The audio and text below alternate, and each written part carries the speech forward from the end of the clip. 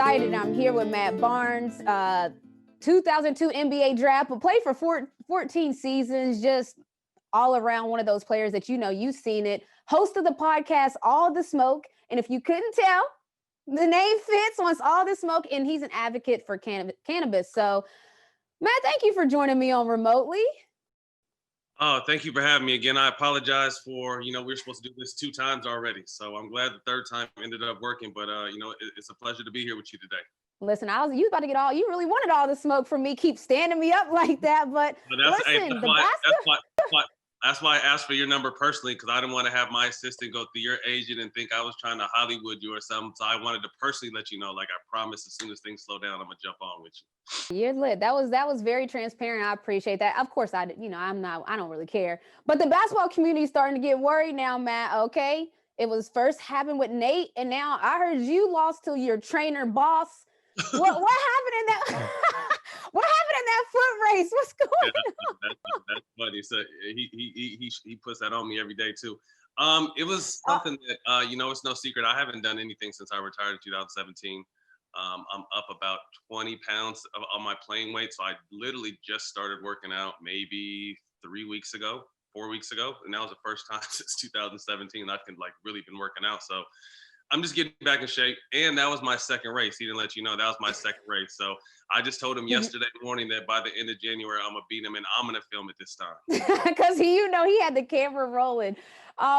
Your son, so you have 2 twin sons and they're actually starting their own show, the Barnes Boys.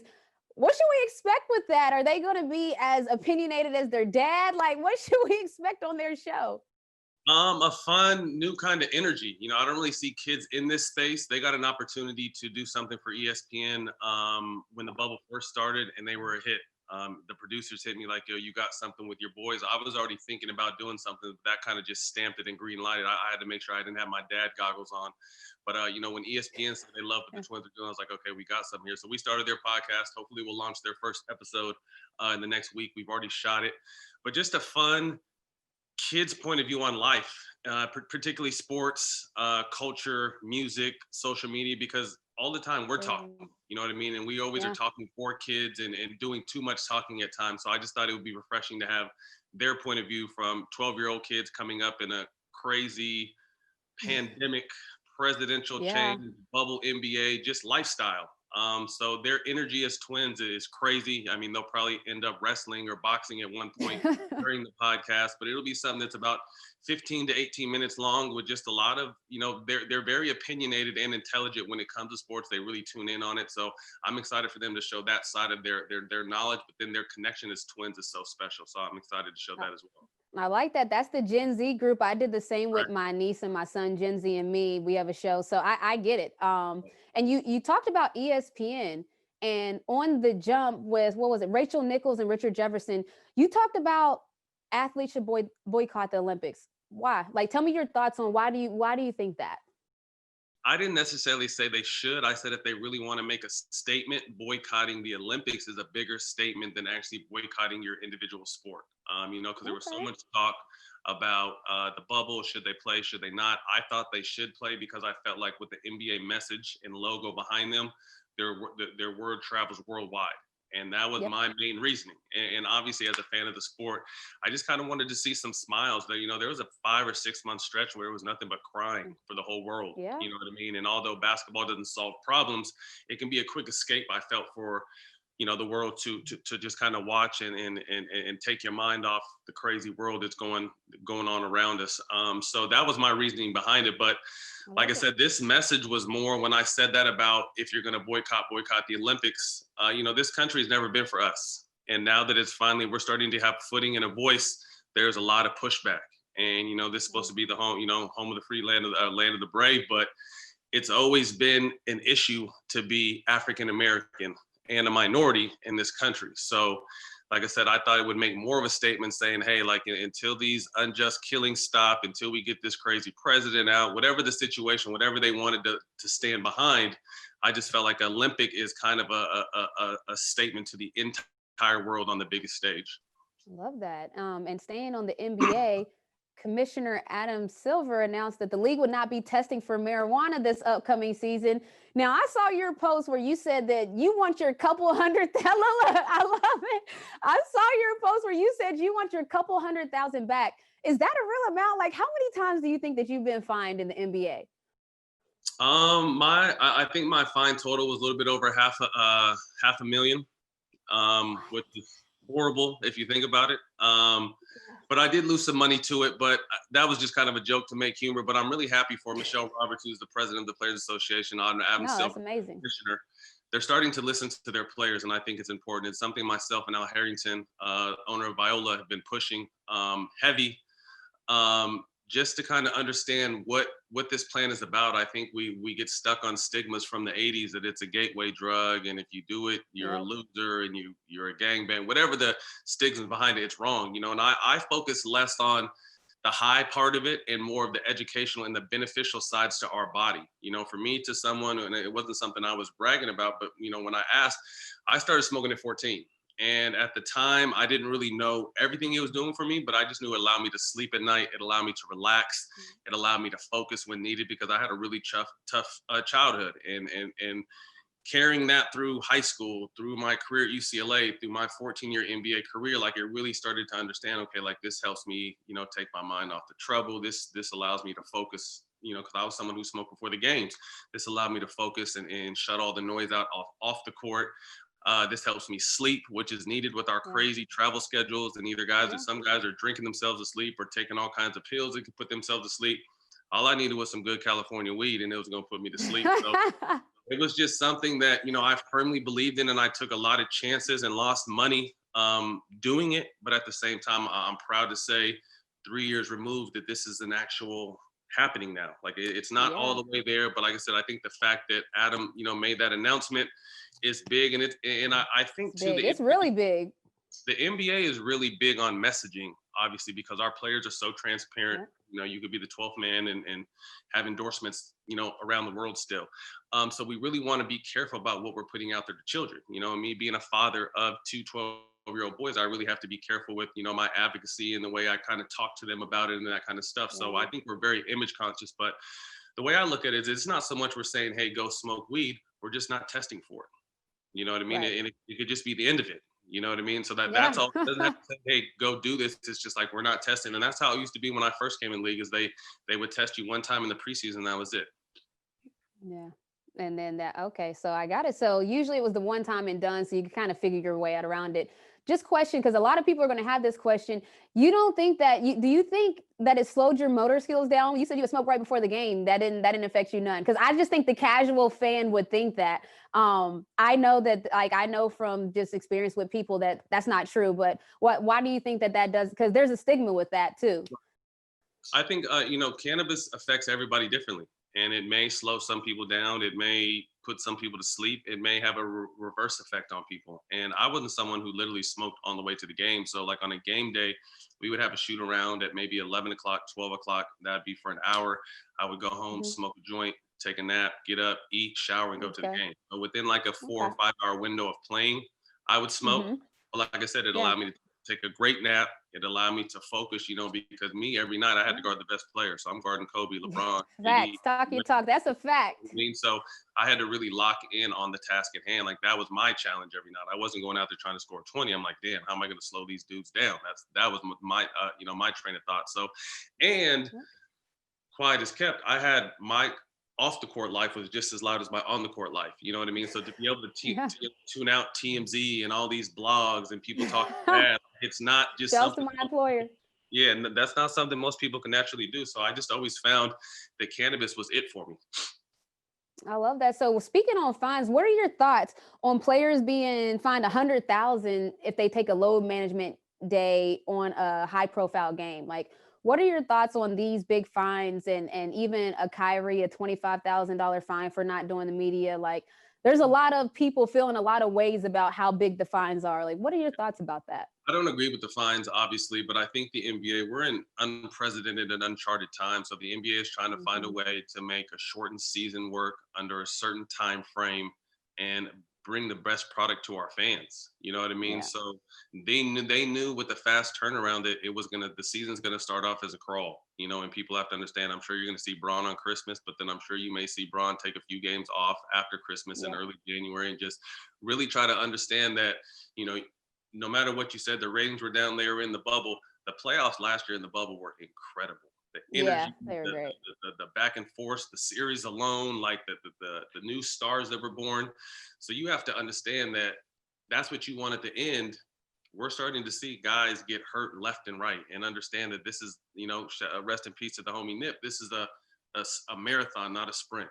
You know, this is a Right. marathon. So we have to understand, where there's a fine line between giving our fans a great product, but then also preserving some of these older players. I mean, the younger players are going to play regardless. These Trey Youngs and Right. Lukas and these Yeah. guys are going to play. But when it comes to the LeBrons and Stephs and KDs and some of these Yep. guys that are, you know, that just hit 30 or a little on the other side of 30, you're going to start seeing that.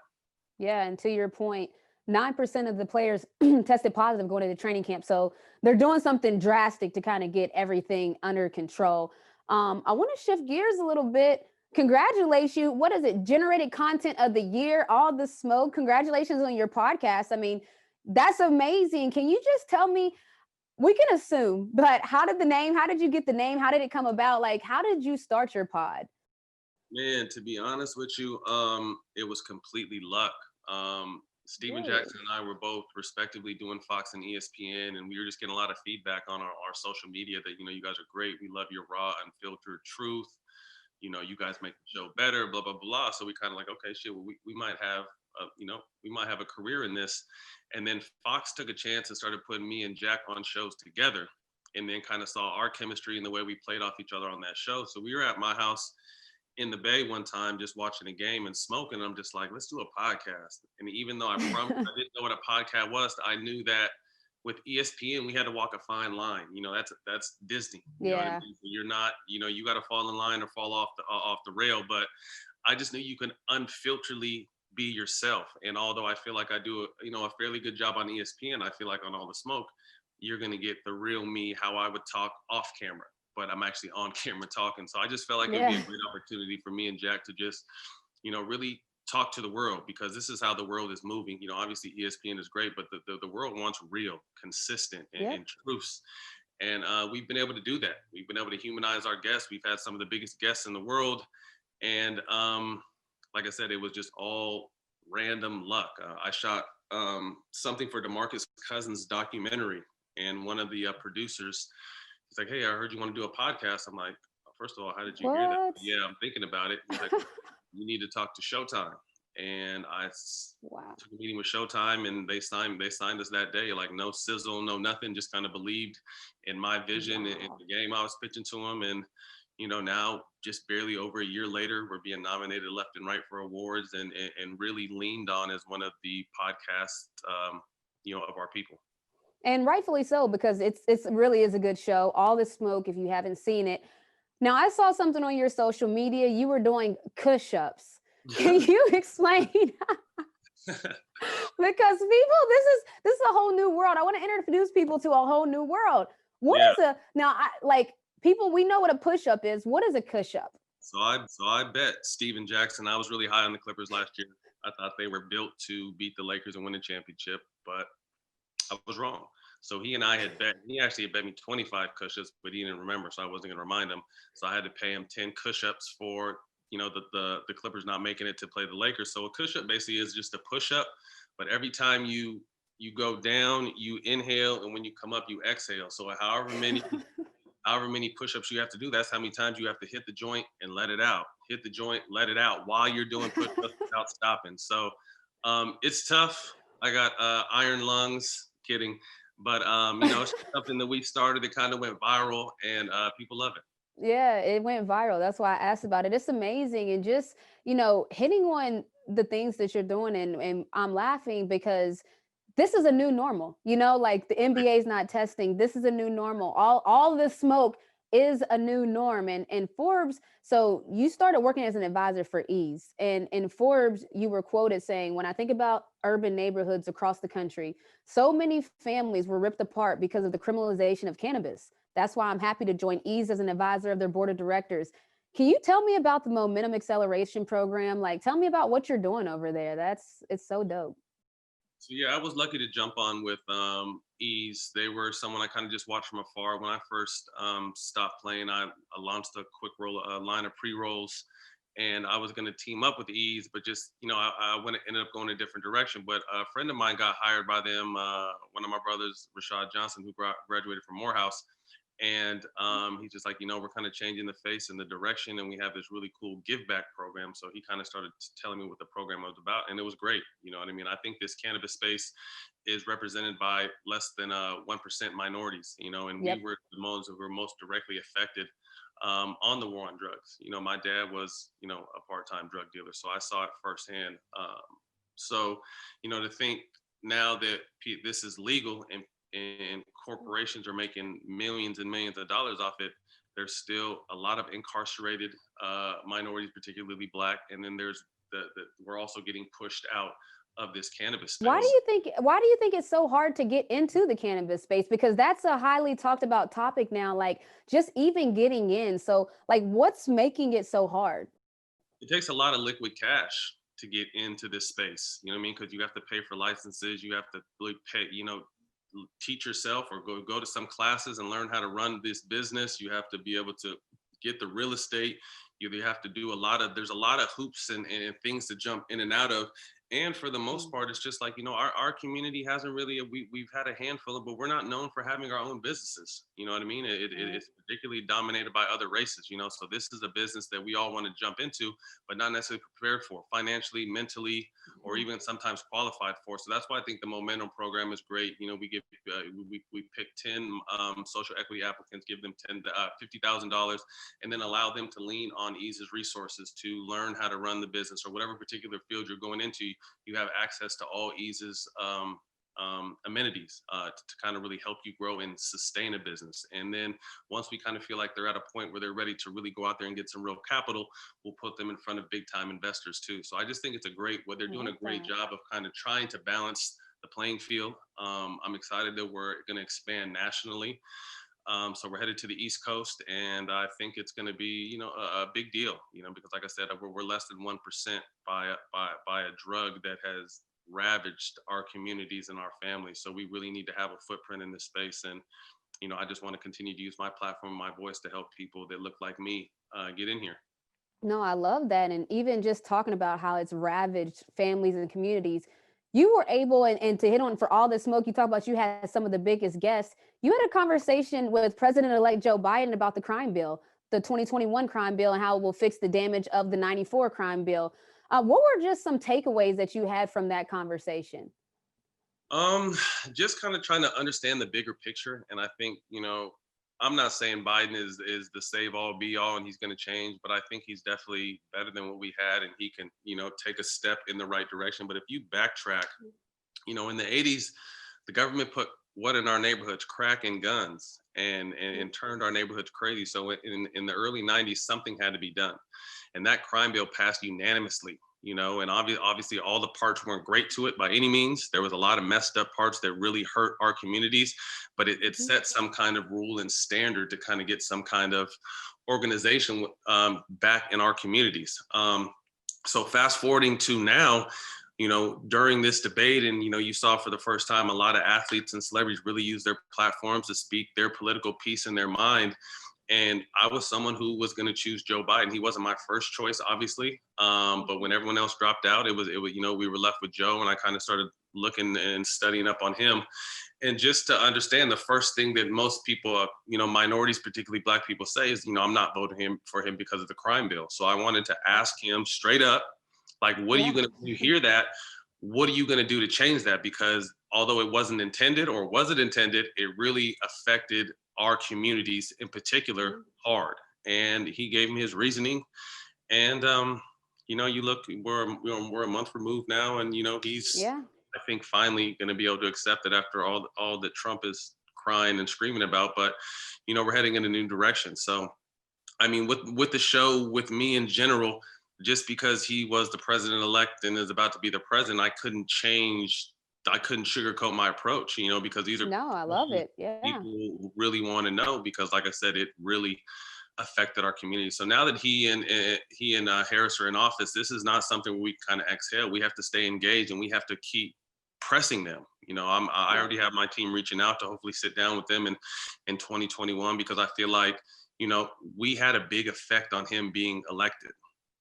Celebrities, athletes, African Americans came out in record number. Women came out in record number, and we are the reason why he's sitting in office. So we have to continue to make sure that he didn't just get our vote to get there. He's going to have to continue to keep his word and start making improvements. And I think what we have to understand as a community is we didn't get here overnight. So this whole process isn't going to change with this administration. Like I said, I hope this administration can get us going in the right direction.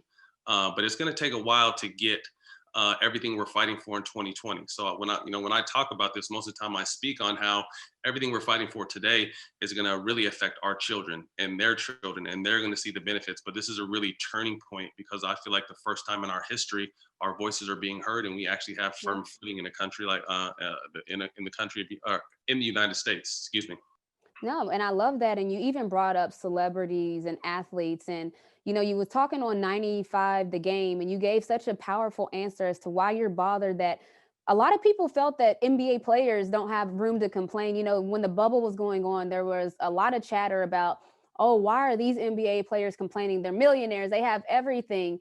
Can you just address that thought process? Even people like with me in the WNBA, knowing that we don't make as much as the NBA, felt like we were speaking from a position of like rose-colored lenses or different things of that nature. Can you just address that thought process that having money almost removes you from the struggle? Well, it's ridiculous, because people don't understand, like, we were lucky to make it out. There was plenty of people just like us or better than us that didn't make it out and became statistics. So it could have been one bad decision, one bad injury, and now we're in the majority, which is the people who didn't make it. So just because we have money, we can never forget where we came from. And just because we have money doesn't mean all of our friends and our people and our family have the money we have. And those people are still in these communities, so I think it's our job to speak for the people who don't have a platform or as big a voice as we do. So that's why I was so bothered when people, stick to basketball, do this, do that. Like, we're so much more than athletes, and we affect. So like, we affected the election. You know what I mean? Like, we affect things. Like, when the NBA does stuff, we move the needle around the world. You know what I mean? So I loved when guys were like kind of forgetting, and you got to take your hat off to LeBron, because he's been the leader. If I'm speaking on it, and guys that weren't necessarily stars are speaking on it, they hear us, but now they're really listening to us, because one of the best players we've ever seen is the most outspoken superstar, outside of Ali and those guys back in the 60s that we've ever had. So I always tip my hat to LeBron, because he really opened these doors and allowed people like myself and Steven Jackson and everyone else who speaks on stuff outside of basketball to have a platform. I love that. We are moving the needle as athletes. Matt, I thank you for joining remotely, Renee. Thank you for having me.